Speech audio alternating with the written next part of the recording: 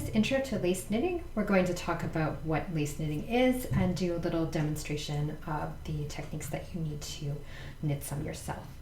So what is lace knitting? It's a way of intentionally creating holes to create patterns with these holes in our design.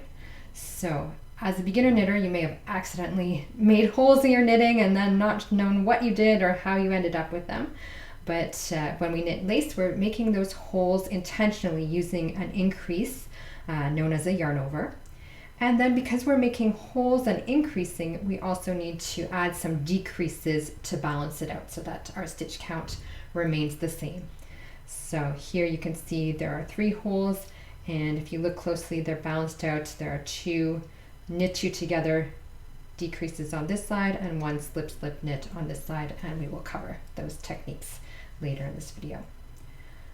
So when you're knitting lace, the placement of the decreases can really affect the shape and the flow of your motif. So here the decreases are placed right next to the increases or the yarn overs, but you can also see patterns where you get these nice curves, and that's because the decreases are placed away from the increases. So the yarn overs here are coming in, but the decreases are all in the center. So the decreases are stacked all on top of each other, and that creates these nice curves.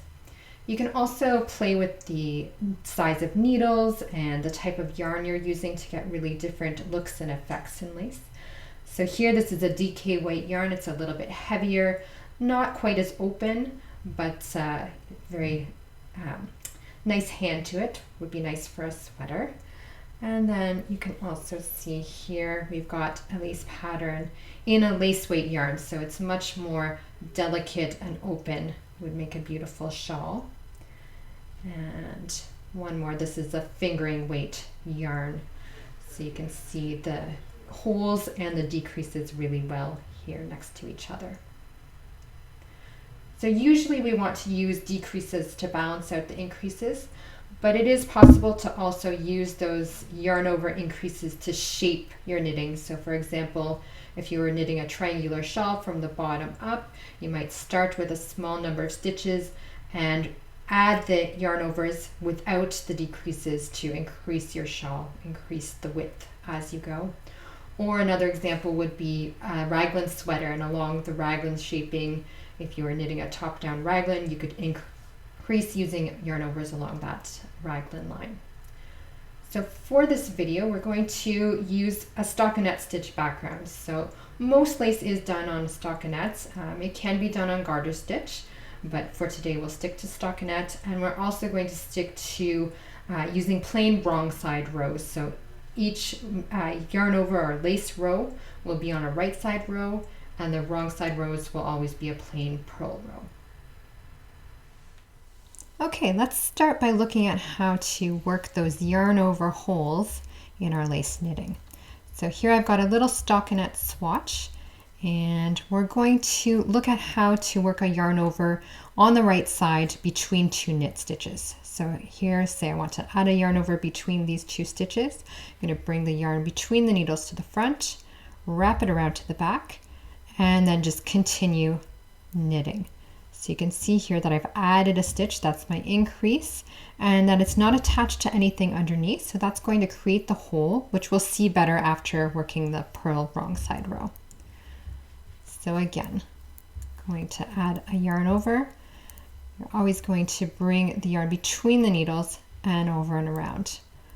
There are other instances where you may work a backwards yarn over, but in our lace patterns, for the purposes of this video, you're never going to wrap this way. You're always going to bring the yarn between the needles first and then over and around. And if you're left-handed, it's the same idea, or if you hold the yarn in your left hand, you're just going to always make sure that you go underneath and then over top, and then continue on with your knitting. So I will show the purl wrong side just so that you can see what it looks like when you get to those those yarn overs when you're working that purl row. So I'm going to purl back, and you can see right here, this stitch looks a little bit different. That's our yarn over, but it's exactly the same. You just insert the needle towards the front as if to purl, and continue on, and you can see you're starting to get those nice holes. So again, just treating them as any other stitch. They will look and feel slightly different, but that's okay.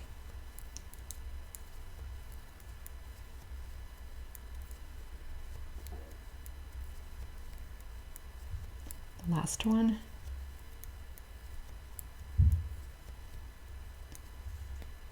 And now just looking from the right side, you can see that we have those 4 yarn overs, those 4 holes that we created with our lace row.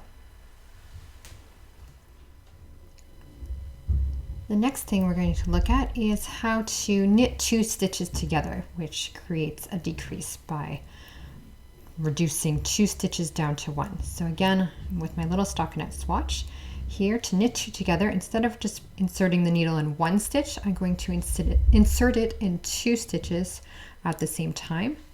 Wrap the yarn around as if to knit and continue. So you can see I've decreased those 2 stitches down to 1. Again, inserting. It's a little bit, you have to do a little bit of a maneuver here to get the needles in, and then knit those 2 stitches together. So one more time. Insert the needle from front to back through both stitches at once, so you can see there's 2 strands, 2 strands. Wrap the yarn around and knit those 2 stitches together. And this creates a right leaning decrease. So we'll look at the right and left together in a second, but just know that a knit 2 together slants to the right. Our next decrease is the slip slip knit. So this is a left leaning decrease. The knit 2 together was right leaning. And this is a way of making sure that the other stitch ends up on top to create a left leaning decrease. So I'm going to work it over these 2 stitches. You're going to slip 1 stitch. So this time we're slipping knitwise, which changes the orientation of that stitch on the needle. And the next one, we're going to slip knitwise. You're going to insert your left needle in between, in front of those 2 stitches and knit them together through the back loop. And that creates that left leaning decrease where the first stitch ends up on top rather than the second stitch ending up on top. So again, we'll do a slip slip knit over these next 2 stitches. So slip, slip, and then knit the 2 stitches together to get that nice decrease. So going from 2 to 1, we'll do one more time. So slipping knitwise, and knitting them together through the back loop. So there are variations, there are more than one type of left leaning decrease, but this is the one that we'll be using in this tutorial. We're going to look at one last decrease. This one is a double decrease, meaning that you reduce from 3 stitches to 1, and we're going to show the knit 3 together.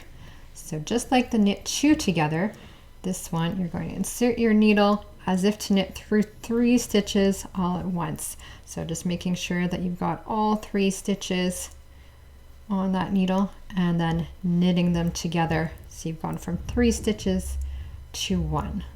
So I'll show that again. It can help to really bunch the stitches up together on your needle, and then make sure that you're really going, you're not going just part way through. You want to catch all 3 stitches, wrap the yarn around and bring it through. So there are other types of double decreases, but for today we're just going to cover that one double decrease, the knit 3 together. So I just wanted to show you, when you do a left leaning or right leaning decrease on its own, you don't necessarily see a huge difference, but when you start stacking them up and creating lines with them, that's where it really makes a difference if you're using a right leaning or a left leaning. So you can see here, these are all knit 2 togethers that when they're added one after the other all the way up along, they make this nice diagonal line.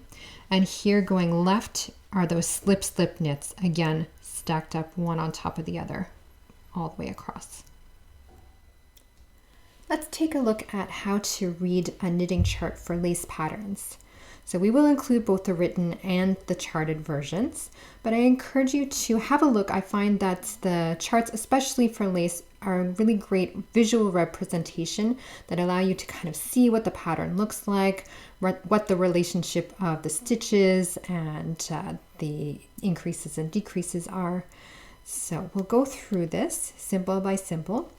The first square we have is a blank square, and that represents a knit stitch on the right side and a purl stitch on the wrong side, so stockinette stitch. Then we have the square that has a little dot representing a purl bump. So that's for these stitches. So you can see on our sample we have a 2-stitch garter border on either side. That's what these are. And then the next thing we have is this empty circle, which represents our yarn overs or our holes in our knitting. From there we have a line that slants to the right. That's our knit 2 together, our right slanting decrease. And a line that slants to the left for the slip slip knit or left slanting decrease. And we'll talk about the pattern repeat in a moment. But just take a look. You can see we have these 3 yarn overs that are in a triangle. So that represents these triangles in our knitting. And you can also see that each yarn over has a corresponding decrease. So they're always in pairs in this pattern. And you can see that our lines, we have this line of V's here, and the next line of V's is offset. So you can see on our sample, 1 row of V's, and then the next row is in the center in between. They're not stacked one on top of each other, but they're offset here. The last thing we'll take a quick look at is that these numbers represent the rows. So the 1 is the right side row, and that you're going to read from right to left. And the 2 is a wrong side row, which you're going to read from left to right. So you're always working back and forth like this. Of course, in this pattern, the wrong side rows are always very simple. They're simply knit 2, purl to the last 2 stitches, and knit 2 for that garter border, and all the way up. So you know once you've set it, you don't have to worry too much about the wrong side rows, but they are still there in the chart just to see them visually. Now let's talk about the pattern repeat. So you can see that there's this red box here which represents the pattern repeat. So in this case, it's these 8 stitches. So if you were making this pattern, you would know that you need to cast on a multiple of 8 stitches plus 6 at the beginning and 5 at the end. So it's going to be a multiple of 8 plus 11. So you could cast on just 19 stitches and just work through one time, or say you were casting on 27 stitches, which again, it's 2 repeats of 8 plus the 11. Then you would knit these first stitches, go all the way to the end of the chart, and then repeat that part that's in the box before going on to those last 5 stitches. So some people like to use markers to help with this. So you can see I've got some stitch markers, and you can either, there's a few different ways you could use them. You may want to put a marker after the first 2 stitches and before the last 2, just so that on those wrong side rows you remember, oh, these 2 stitches at the edge are special, those are my garter stitches.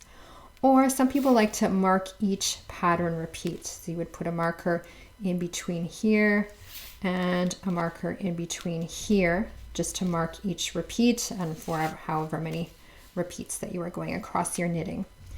The one thing to just be careful of if you are using stitch markers in between your pattern and repeats is that the yarn overs and the decreases end up on the correct side of that marker, so that this one doesn't join in to this side. So you would knit 2 together, yarn over, then have the marker before going on. I'm going to do a little demo of how to knit the first couple rows of this lace knitting swatch.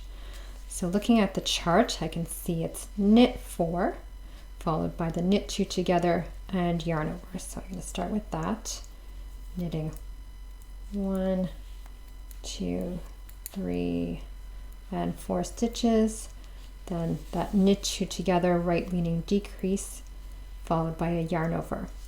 So now we're getting into the pattern repeat. I've cast on 27 stitches, so enough to knit this 8 stitch repeat twice before finishing the end. And in this pattern repeat, it's knit 6, knit 2 together, yarn over. So I'm going to do that a couple times. Knitting 6,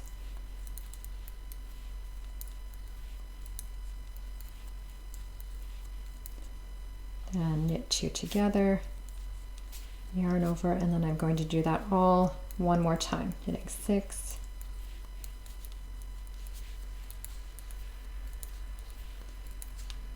knit 2 together,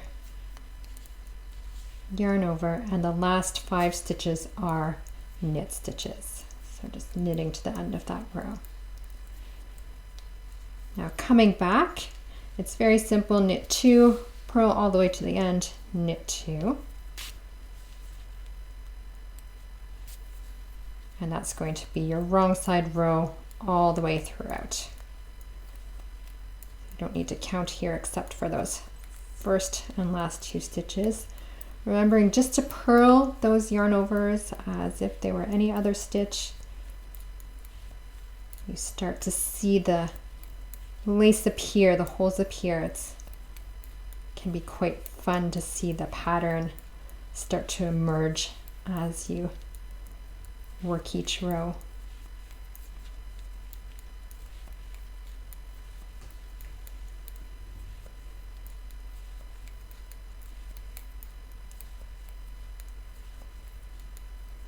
Here I am at my last 2 stitches, so bringing the yarn between the needles before I purl. Don't want to add any extra yarn overs. And we're going to go on to row 3. So here I can see I'm going to start with 3 knits, knit 2 together, yarn over, and knit 1 for those first few stitches.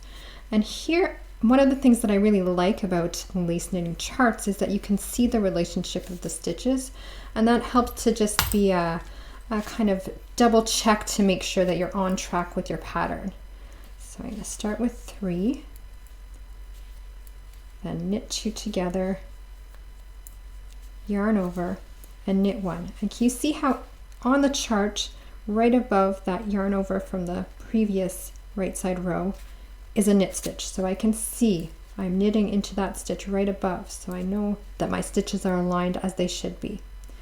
Then going into the pattern repeat, we've got yarn over, slip, slips, knit, 3 stitches, knit 2 together, yarn over, knit 1.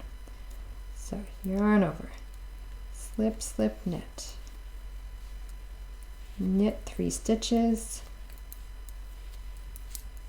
knit 2 together, yarn over, and knit 1. Again, just double check. Oh, it's right above the yarn over from the row below. I know I'm on track. So it's a way of learning to read your knitting, and that helps to find mistakes more quickly if you can kind of see the relationship between all of the stitches and how they're meant to be. And then if something's off, then you know, I need to check and see what's going on here. So that's row 3 of that pattern. And you can see the finished swatch here. So this one was done with 43 stitches, so 4 of that pattern repeat. And you can see how the little V's come to life in this nice simple lace knitting pattern.